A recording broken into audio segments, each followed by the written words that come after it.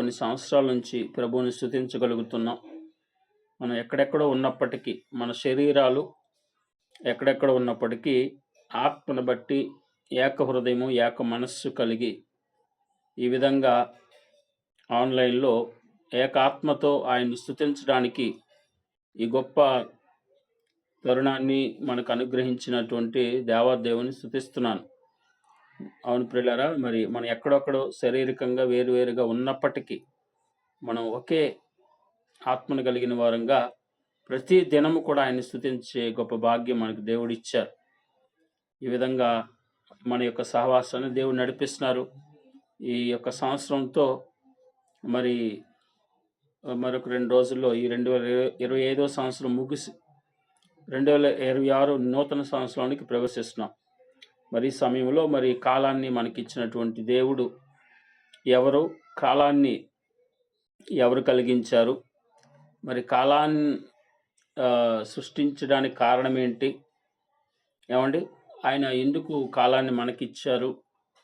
మరి కాలాలు కలిగించినటువంటి ఆయన ఆది అంతము లేనివాడు, జీవిత కాలమునకు ఆది అయినను జీవమునకు అంతమైనను లేనటువంటి ఏమండి ఆయన మరి కాలాల్లోనికి కాలమే లేనిటువంటి ఆయన, కాలాన్ని కలిగించినటువంటి ఆయన ఈ కాలాలలోనికి ఎందుకు వచ్చాడు ఏమండి అనేది మనము తెలుసుకొని ఆయన స్తుతించాలి. మనకిచ్చినటువంటి జీవిత కాలాన్ని బట్టి ఆయన గణపరచాలి, ఆయన హెచ్చించాలి, ఆయనకు మనము కృతజ్ఞతలు సమర్పించాలి, ఆయన గురించి ఇంకా తెలుసుకోవాలి. ఏమండి మనల్ని కలిగించినటువంటి ప్రభువారు కాలము లేనివాడు, మన ప్రభువైన యేసుక్రీస్తు వారు కాలమును కలిగించిన వాడు అని మనకు బైబిల్ తెలియచేస్తుంది.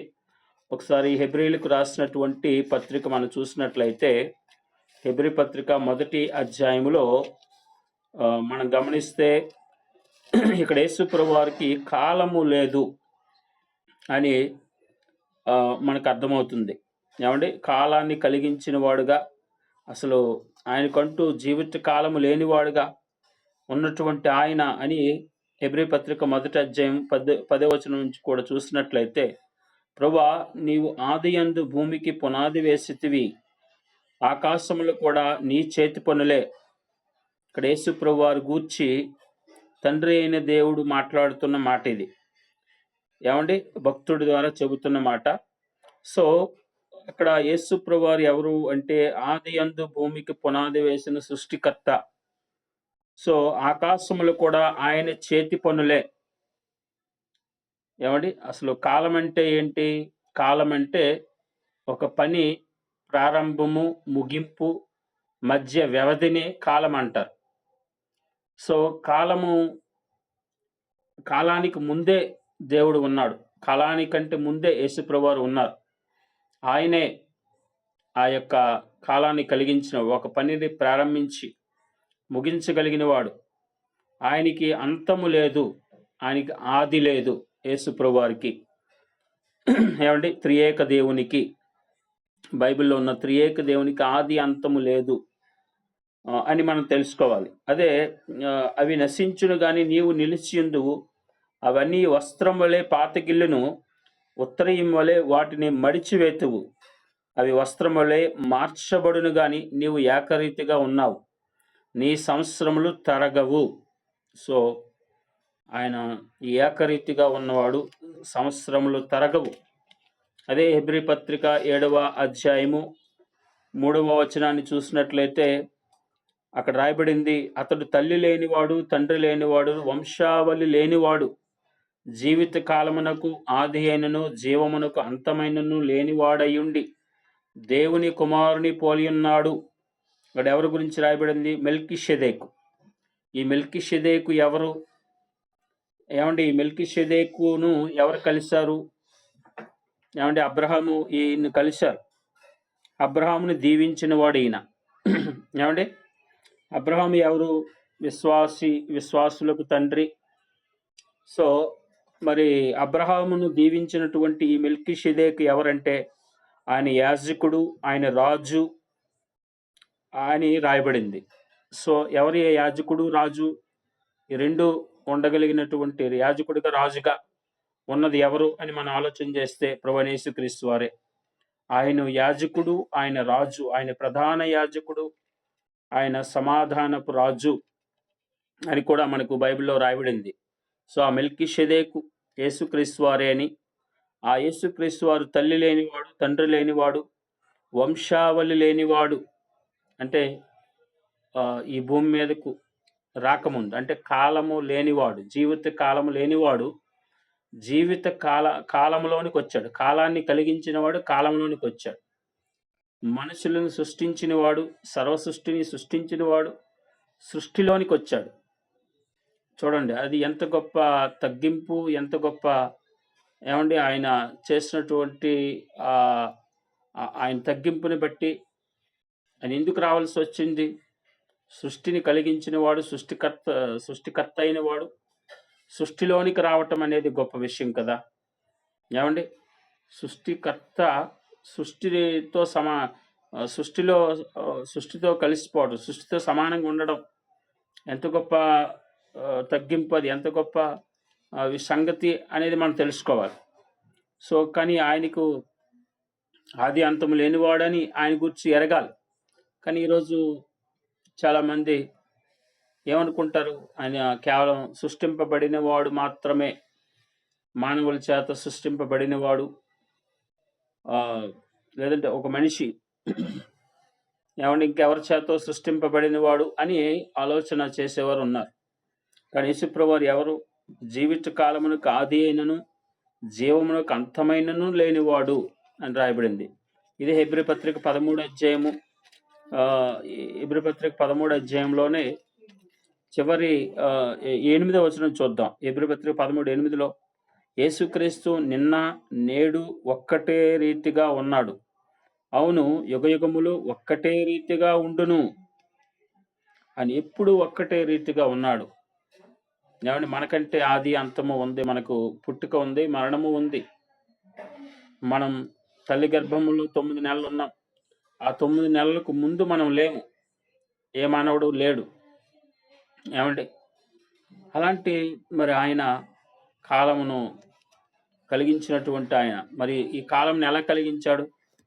ఏమండి, ఎందుకు కలిగించాడు అని మనం కూడా ఆలోచన చేస్తే ఆది కాండంలో మనకు 1వ అధ్యాయం 14వ వచనం చూస్తే, దేవుడు పగటిని రాత్రిని వేరుపరిచినట్లు ఆకాశ విశాలముందు జ్యోతులు కలుగుగాకని, అవి సూచనలను కాలములను దిన సంవత్సరం సూచించుటకు ఉండుగాకనియు, భూమి మీద వెలిగించుటకు అవి ఆకాశ విశాలమందు జ్యోతులై ఉండుగాకనియు పలికును. ఆ ప్రకారం ఆయను ఇక్కడ చూసినట్లయితే ఆయన భూమిని అదేవిధంగా ఆకాశమును అవన్నీ కలిగించిన తర్వాత పెద్ద జ్యోతులను కలిగించాడని, పెద్ద జ్యోతి సూర్యుడు అని, చిన్న జ్యోతి చంద్రుడు, నక్షత్రాలు ఇవి కలిగించాడు. అవి ఎందుకు కలిగించాడు అంటే భూమి మీద వెలుగివ్వటానికి, భూమి మీద రాత్రిని వెలుగుని వేరు చేయటానికి, అదేవిధంగా భూమి మీద కాలాలు తెలియటానికి, దినాలు సంవత్సరాలు తెలియచేయడానికి. మనకు దినాలు తెలియాలంటే, మనకు నెలలు సంవత్సరాలు తెలియాలంటే ఆయన అవి తెలియచేయటానికి సూర్యుడిని, చంద్రుణ్ణి, నక్షత్రాలను నియమించాడు. సో మనం జాగ్రత్తగా గమనిస్తే నూతన సంవత్సరం ఈ 2025 ముగిసిపోయి 2026వ సంవత్సరం వస్తుంది. మరి ఈ సంవత్సరం ఎలా వచ్చింది అంటే, భూమి తన చుట్టూ తాను తిరగడానికి పట్టే టైము 24 గంటలు. అదేవిధంగా దాన్ని ఒక రోజు అని పేరు పెట్టుకున్నాం. భూమి చుట్టూ చంద్రుడు తిరగడానికి పట్టే టైము ఎంత? 30 రోజులు. దీన్ని నెల అని పేరు పెట్టాం. అది భూమి చంద్రుడు కలిసి సూర్యుని చుట్టూ ఒకసారి తిరిగి రావడానికి పట్టే టైము 365 రోజులు. దీన్ని ఒక సంవత్సరంగా లెక్కించుకున్నాం. అంటే ఆ విధంగా ఎవరు నడిపిస్తున్నారు భూమిని, సూర్యుని, చంద్రుని? ఏమండి, వాటిని సృష్టించినటువంటి ఆ సృష్టికర్త, బైబిల్లో చెప్పబడిన త్రియేక దేవుడు, ఆయనే ఈ యొక్క సృష్టిని సృష్టించి ఆయనే భూమి ఆకాశమును వాటి మార్గములో ఏమండి త్రిప్పుచూ నడిపిస్తూ ఉన్నాడు వాటిని. ఏమండి? సో భూమిని నడిపిస్తుండడం వల్లే మరి దినాలు సంవత్సరం ఏర్పడింది. అంటే భూమి, చంద్రుడు ఒక్క రౌండ్ సూర్యుని చుట్టూ తిరిగి రావడానికి పట్టే టైం 365 రోజులు కంప్లీట్ అయిపోతుంది. ఏమండి? అంటే ఒక ఒక సంవత్సరం కంప్లీట్ అయినట్టుగా. ఆ తర్వాత అక్కడి నుంచి మరలా అంటే డిసెంబర్ 31వ తేదీ 12 నుంచి అక్కడికి ఒక సంవత్సరం కంప్లీట్ అయితే ఏమండి?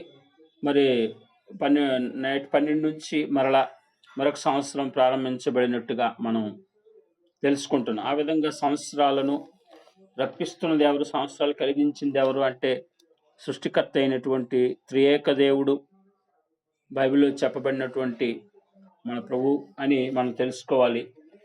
అందుని బట్టి ఆయన్ని మనం స్తుతించాలి. మరి ఈ సంవత్సరం అంతా కూడా మనల్ని ఆరోగ్యం ఇచ్చి, ఆయుష్యునిచ్చి, మనం బ్రతకటానికి అవసరమైనటువంటి ప్రతి ఆహార పదార్థాలను కలిగించి సంవత్సరం అంతా కూడా మనుషులందరినీ పోషిస్తున్నాడు ఆయన.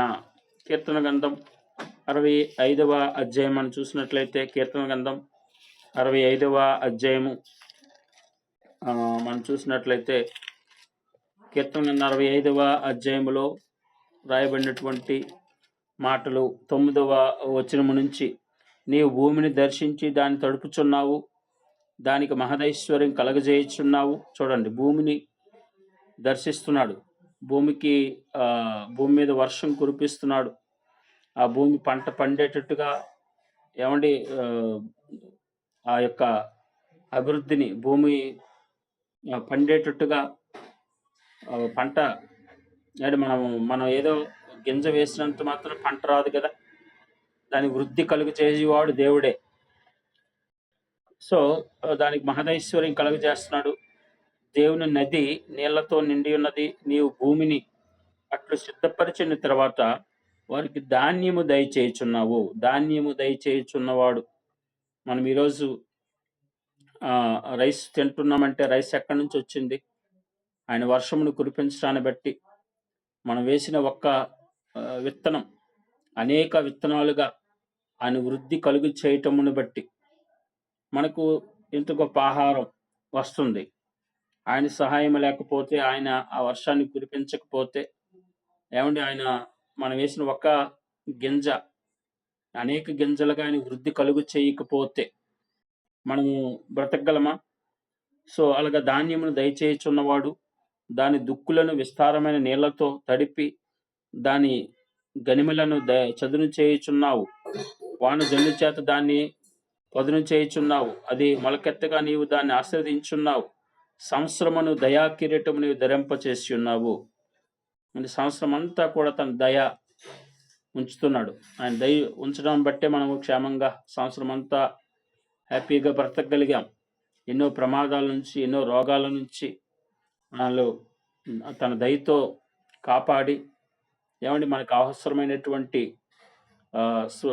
ఏమండి గాలి, నీరు, పంట, ఏమండి, ఇలా ఎన్నింటినో ఇచ్చి మనల్ని పోషిస్తున్నాడు. ప్రతి మనిషి ఇన్ని కోట్ల మంది మానవులు జీవిస్తున్నారంటే మరి ఆయన దేవుడు వర్షంను కురిపించకపోతే, దేవుడు పంట అభివృద్ధి పరచకపోతే ఏమండి మనం జీవించగలుగుతామా? ఏ మనిషి జీవించలేడు. సో అందుకు ఆయన్ని మనం జ్ఞాపకం చేసుకోవాలి, ఆయన్ని స్తుతించాలి. గడిచిన సంవత్సరం అంతా ఎలాగైతే మనల్ని కాచి కాపాడారో, ఏమండి, ఆయన అందుని బట్టి ఆయన మనం కృతజ్ఞతలు సమర్పించాలి, ఆయన స్తుతించాలి. ఆయన చేసిన మేలు, గడిచిన కాలం ఎన్ని మేలు చేశాడో తలుచుకోవాలి, ఆయన గణపరచాలి. అదేవిధంగా మరి భూమి మీద జీవించడానికి ఈ గొప్ప ఆయుష్ను మనకి ఇచ్చినందుకు ఆయన స్తుతించాలి. ఇంకా ఆయన కొరకు ఈ ఆయుష్ను మంచిగా ఉపయోగించడానికి, మంచిగా ఆయుష్ను ఆయన కొరకు ఉపయోగించే వారికి ఉండాలి. ఒకవేళ ఆయన ఇచ్చినటువంటి ఈ ఆయుష్ కాలాన్ని ఆయన కొరకు వినియోగించకపోతే ఏం జరుగుతుంది? ఏమంటే హెబ్రీయులకు రాసిన ఎఫెసీయులకు రాసిన పత్రిక ఒక మాట చూద్దాం. చూడండి, ఎఫెసీ పత్రిక 5వ అధ్యాయము, ఎఫెసీ పత్రిక 5వ అధ్యాయం చూసినట్లయితే 15వ వచనంలో, దినములు చెడ్డవి గనుక మీరు సమయం పోనీయక సద్వినియోగం చేసుకొనుచు అజ్ఞానుల వలె కాక జ్ఞానుల వలె నడుచుకున్నట్లు జాగ్రత్తగా చూసుకోండి. చూడండి పిల్లరా, ఈ వాక్యాన్ని జాగ్రత్త గమనిస్తే దినములు చెడ్డవి అవుతున్నాయి. ఎందుకంటే సమయాన్ని సద్వినియోగపరుచుకోకపోతే. సద్వినియోగం అంటే సత్యము కొరకు వినియోగం, సత్ ప్లస్ వినియోగము. సత్యము కొరకు సమయాన్ని, దేవుడు మనకిచ్చినటువంటి ఆయుష్కాలాన్ని, ఈ సమయాన్ని సత్యము కొరకు వినియోగించకపోతే, సత్యము కొరకు అనగా వాక్యం, సత్యం అనగా దేవుని వాక్యమే సత్యము అని రాయబడింది యోహాను సువార్త 17:17లో. సో సత్యము కొరకు, ప్రభువారి కొరకు, ఆయన వాక్యాన్ని పాటించుటకు, ఆయన వాక్యాన్ని అనుసరించుట కొరకు, ఆయన వాక్య ప్రకారం మనం జీవించడానికి మా దేవుడిచ్చిన ఆయుష్ను ఉపయోగించకపోతే, దేవుడు మనకిచ్చినటువంటి సమయాన్ని ఆయన సత్యాన్ని అనుసరించుట కొరకు, ఆ సత్యాన్ని ప్రకటించుట కొరకు, ఆ సత్య ప్రకారంగా మనం జీవించుట కొరకు ఉపయోగించకుండా వ్యర్థంగా సమయాన్ని ఉపయోగిస్తే దినములు చెడ్డవవుతాయి. అంటే దేవుడు మనకిచ్చిన దినాలు చెడ్డవిగా ఎప్పుడు చేసుకుంటాం? ఆ సత్యం కొరకు మన ఆ యొక్క కాలాన్ని ఉపయోగించకపోతే, వ్యర్థంగా అనేకమైనటువంటి పనులు చేసుకుంటే, దేవునికి ఇష్టం లేని పనులు మనం చేస్తే సమయాన్ని మనం దుర్వినియోగపరిచిన వారం అవుతాం. అప్పుడు దినములు చెడ్డవవుతాయి. సో మనిషి చేసిన పాపాల వల్లనే దినములు చెడ్డవవుతాయి తప్ప దినాలకు మంచి చెడు ఉండదు. ఇది ఈరోజు కొంతమంది ముహూర్తాలని అనుకొని దినాలకు చెడు మంచి ఉన్నాయి అనుకుంటారు. దినాలకు మంచి చెడు లేదు. మనిషి దేవుడిచ్చిన ఆయుష్ను దేవుని కొరకు ఉపయోగించకపోతే, దేవుని వాక్య ప్రకారం జీవించకపోతే, దేవునిని అందు విశ్వాసంతో బ్రతకకపోతే ఆ దినం చెడ్డదవుతుంది. సో ఆ దినాలు కలిగించినటువంటి ఆ ప్రభువైన యేసుక్రీస్తు వారి కొరకు, ఆ సమయాన్ని ఇచ్చినటువంటి యేసుక్రీస్తు వారి కొరకు మన దినాలను ఉపయోగించకపోతే మన దినాలు చెడ్డవవుతాయి. అంటే అప్పుడు మన అజ్ఞానులం అవుతాము అని ఈ వాక్యం చెప్తుంది. సో దినములు చెడ్డవి అంటే ఎప్పుడు చెడ్డవి? ఈ దినాలను, దేవుడిచ్చిన ఆయుష్కాలాన్ని దేవుని కొరకు వినియోగించకుండా పాపము కొరకు అనేకమైనటువంటి అపవిత్రమైనటువంటి వాటిని చూస్తూ, అపవిత్రమైన సినిమాలు, సీరియల్స్, దేవునికి విరుద్ధమైనటువంటి అనేకమైనటువంటి ప్రోగ్రామ్స్ చూసుకొని మన టైం వేస్ట్ చేసుకుంటే, ఏమంటే ఆ టైంలో ప్రార్థించుట కొరకు కాకుండా ఆయన ఇచ్చినటువంటి సమయాన్ని ఆయన స్తుతించడానికి, ఆయన ఆరాధించడానికి, ఆయన వాక్యాన్ని ధ్యానించడానికి, ఆయన వాక్య ప్రకారంగా మనం జీవించడానికి ఈ ఆయుష్కాలాన్ని ఉపయోగించకపోతే మన దినాలు చెడ్డవవుతాయి. అప్పుడు మనం అజ్ఞానులం అవుతాము. సో మనం జ్ఞానులు అవ్వాలంటే, దినములు చెడ్డవుగా ఉండకూడదు అంటే, దినములు చెడ్డవు కాకుండా ఉండాలి అంటే ఖచ్చితంగా సమయాన్ని సద్వినియోగం చేసుకోవాలి. అంటే సత్యము కొరకు వినియోగించాలి. దేవుడిచ్చిన సమయాన్ని సత్యము కొరకు వినియోగిస్తేనే దినములు మంచివి అవుతాయి.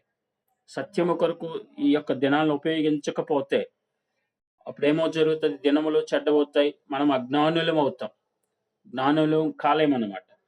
సో దేవుడిచ్చిన ఈ కాలాన్ని ఆయన కొరకు వినియోగించకపోతే ఏం జరుగుతుందో ఏమండి లూకా సువార్తలో చెప్తున్నాడు. లూకా సువార్త 13వ అధ్యాయము, లూకా సువార్త 13వ అధ్యాయము 6వ వచనం నుంచి చూస్తే ఇక్కడ ఒక ఉపమానం చెప్పబడింది. ఆయన వారితో ఈ ఉపమానం చెప్పును. ఒక మనుషుని ద్రాక్ష తోటలో అంజూరపు చెట్టు ఒకటి నాటబడి ఉండెను. అతడు దాని పండ్లు వెదక వచ్చినప్పుడు ఏమీ దొరకలేదు. కనుక అతడు, ఇదిగో 3 ఏండ్ల నుండి నేను ఈ అంజూరపు చెట్టు పండ్లు వెతుకుచున్నాను గాని ఏమీ దొరకలేదు, దాన్ని నరికివేయము, దీని వలన ఈ భూమియు ఎలా వ్యర్థమైపోవాలని ద్రాక్ష తోట మళ్ళీతో చెప్పును. అయితే వాడు, అయ్యా, నేను దాని చుట్టూ త్రవ్వి ఎరువు వేయమట్టుకి సంవత్సరం కూడా ఉండనిము, అది ఫలించినా సరి, లేని ఎడల నరికివేయమని అతనితో చెప్పెను.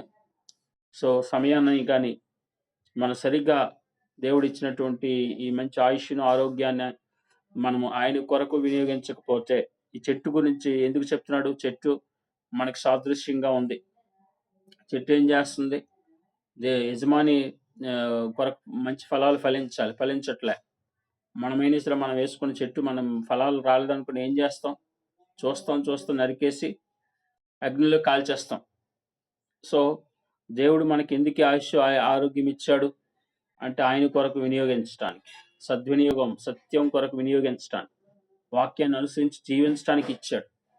అలాగా మరి ఆయన ఇస్తున్న ఈ సమయాన్ని ఆయన కొరకు వినియోగించకపోతే చూస్తాడు, చూస్తాడు, చూస్తాడు.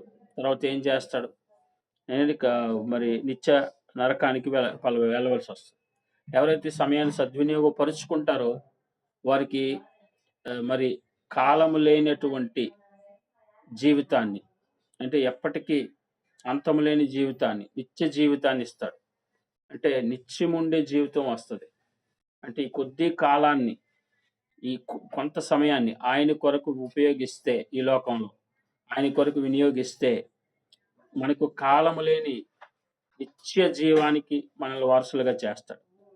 అలా ఈ సమయాన్ని, ఈ చిన్న జీవిత కాలాన్ని, ఈ 60, 70 ఏళ్ల ఈ జీవిత కాలాన్ని ఆయన కొరకు వినియోగించకపోతే, ఏ మనిషి అయినా సరే ఆయన కొరకు ఆ సత్యాన్ని అనుసరించుట కొరకు వినియోగించకపోతే కాలము ఏమవుతది?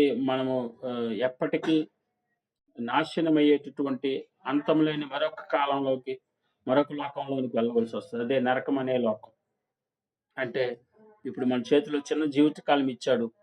ఈ జీవిత కాలాన్ని ఆయన కొరకే వినియోగిస్తే కాలం లేనటువంటి నిత్య జీవంలోనికి వెళ్తాం. అలా వినియోగించకుండా దుర్వినియోగం చేస్తే, సద్వినియోగం చేయకపోతే ఎక్కడికి వెళ్తది? మన యొక్క జీవితం తర్వాత అంతము లేనటువంటి మరొక ఏవండి నిత్య నరకంలోనికి. అక్కడ కూడా కాలం ఉండదు. ఏవండి? సో, మనము ఇప్పుడే నిర్ణయించుకోవాలి. నిత్య జీవంలోకి వెళ్ళాలనుకుంటున్నామా? నిత్య నరకంలోనికి వెళ్ళాలనుకుంటున్నామా? ఆ కాలం లేని లోకాల్లోనికి, ఏ లోకంలోకి వెళ్ళాలనుకుంటున్నామో ఇప్పుడే ప్రతి మనిషి నిర్ణయించుకోవాలి. అందుకని మనం చాలా జాగ్రత్తగా సమయాన్ని ఆయన కొరకు ఫలాలు ఫలించటానికి ఉపయోగించాలి ఈ కాలాన్ని, ఈ సమయాన్ని. కాబట్టి ఇంత గొప్ప సమయం ఇచ్చినటువంటి, సమయాన్ని, కాలాన్ని కలిగించినటువంటి ఆయన తెలుసుకోవాలి. సో, మనకు నిత్య జీవం ఇవ్వటానికే కాలం లేనటువంటి ఆయన, జీవిత కాలం లేనటువంటి ఆయన కాలాల్లోనికి వచ్చాడు.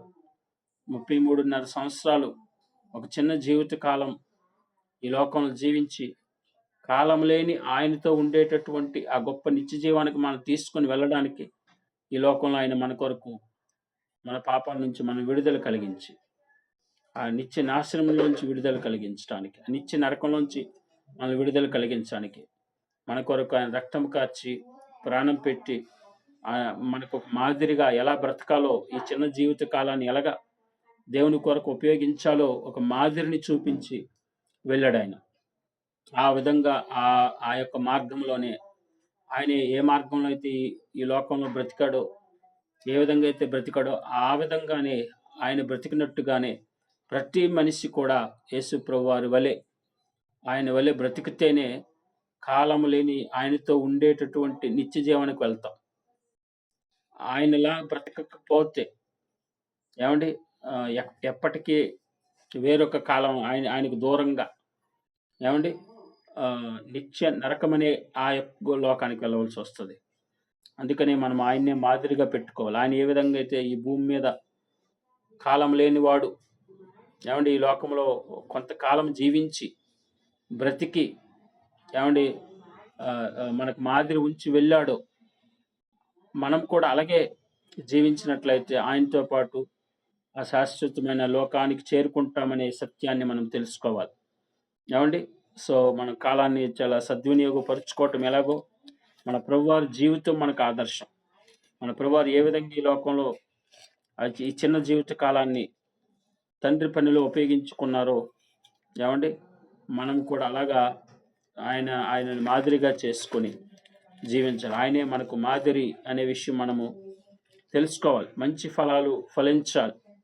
మంచి ఫలాలు ఫలించకపోతే నాలో ఫలింపని ప్రతి తీగ తీసి పారవేయబడును అని యోహాను సువార్త 15వ అధ్యాయము 2వ వచనంలో చెప్పాడు ఆయన. చూద్దాం.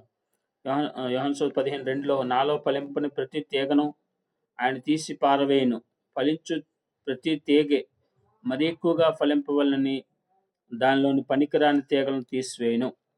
సో, ఎక్కువ ఫలించాలని పనికి మాలిన తీగలను తీసివేస్తాడు. ఏమండి? మత్తయి సువార్త 3వ అధ్యాయం 10వ వచనంలో కూడా రాయబడిన మాట మనం చూసినట్లయితే అక్కడ బాప్తిస్మిచ్చి యోహాను గారు చెప్తున్నారు ఏమని? మంచి ఫలములు ఫలింపని ప్రతి తీగ ప్రతి చెట్టు నరకబడి అగ్నిలో వేయబడును. మత్తయి 3:10లో ఇప్పుడే గొడ్డలి చెట్లు వేరున ఉంచబడి ఉన్నది. గనుక మంచి ఫలములు ఫలింపని ప్రతి చెట్టు నరకబడి అగ్నిలో వేయబడును. సో, గొడ్డలి చెట్లు వేరున ఉంచబడింది. సమయం లేదు మనకి. ఏమండి? ఇప్పుడే ఈ చిన్న జీవిత కాలాన్ని ఆయన కొరకు మంచి ఫలాలు, ఆత్మ ఫలాలు ఫలించకపోతే, గలతీయులకు రాసిన పత్రిక 5:22లో రాయబడిన ప్రేమ, సంతోషం, సమాధానం, దీర్ఘశాంతం, దయాళత్వం, ఏమండి, మంచితనం, విశ్వాసం, సాత్వికం, అసానిగ్రహం అని ఇలాంటి మంచి ఫలాలు ఇప్పుడే మనం ఫలించకపోతే, ఏమండి, గొడ్డలి చెట్లు వేరున ఉంచబడింది అనే విషయం తెలుసుకోవాలి. అదేవిధంగా మత్తయి 7:19 కూడా చూస్తే, మత్తయి 7:19లో రాయబడిన మంచి చెట్టు కాని ఫలం 7:19 కదా. మంచి ఫలములు ఫలింపని ప్రతి చెట్టు నరకబడి అగ్నిలో వేయబడును. మంచి ఫలములు ఫలింపని ప్రతి చెట్టు ఎలాగైతే నరకబడి అగ్నిలో వేయబడుతుందో, ఆయన కొరకు మంచి ఫలాలు ఫలించకపోతే, ఆత్మసమైన ఫలాలు మనలో రాకపోతే, ఏమండి, చూస్తున్నాడు, టైం ఇస్తున్నాడు. గడిచిన 2025 సంవత్సరం ఇచ్చాడు. 2025 సంవత్సరం మనకు ఇస్తున్నాడు. ఈ సంవత్సరంలోనైనా ఆ మంచి ఫలాలు మనలోంచి వస్తాయేమో అని ప్రతి మనిషికి ఆయుష్ ఇస్తున్నాడు. సో, ఈ ఆయుష్కాలం ఎందుకు ఇచ్చాడు అనేది ప్రతి ఒక్కరు తెలుసుకోవాలి. ఏమండి, ఆయన కొరకు ఇంకా మంచి ఫలాలు ఫలించడానికి, ఆయన కొరకు ఇంకా మంచి జీవితం జీవించడం కొరకు అనే విషయం ఎరగాలి. అలా ఎరగకపోతే మనకు చాలా ప్రమాదం. ఏమండి, అనే విషయం మనం తెలుసుకోవాలి. పిల్లలు ఎంత గొప్ప సమయాన్ని ఇచ్చినటువంటి ఆయన స్తుతించాలి, ఆయన ఘనపరచాలి, ఆయన్ను కొనియాడాలి. ఆ విధంగా మనలో ప్రతి ఒక్కరం కూడా ఆయన ఇచ్చినటువంటి ఈ గొప్ప సమయాన్ని మనం దేవుని కొరకు వినియోగిద్దాం. సమయాన్ని ఎలా ఉపయోగించుకోవాలో తెలుసుకుందాం. మంచి ఫలాలు ఫలించుదాం. దేవుడు ఆ విధంగా అలాంటి కృపా ధన్యత దేవుడు మనందరికీ దయచేసి దీవించి ఆశీర్వదించి నడిపించును గాక. ఆమేన్. చిన్న ప్రార్థన చేసుకుని ముగించుకుందాం. పరిశుద్ధులైన ప్రేమ కలిగిన మా తండ్రి, నైనా మీకు స్తోత్రాలు ప్రభువా. ఇంతవరకు నీ వాక్యం ద్వారా అనేక